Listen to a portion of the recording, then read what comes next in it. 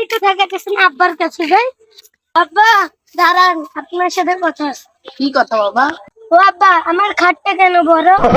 আমার ভালোভাবে থাকার জন্য তো খাটটা বড় করেছি। আরে আব্বা বুঝেন না? কি বুঝি না বাবা?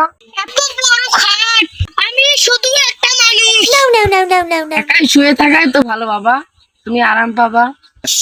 আরে আব্বা, আরো একটা কথা বলি। কি কথা বলো? আব্বা, তুমি কত বছর বয়সে বিয়ে করছো? কেন? এসব জেনে তুমি কি করবা? তা বলো না একটু। আমার বাবা আমাকে 17 থেকে 18 বছর বয়সের মধ্যে বিয়ে দিয়েছে। তাহলে বাবা আমার বয়স কত? কেন? তোমার বয়স তো 20। আরে আব্বা, এখনো বুঝি না। বাবা, তুমি তো আমার বয়সের 2 বছর আগে বিয়ে করছো, আমাকে কি বিয়ে দেবে না? কি? Oh, no.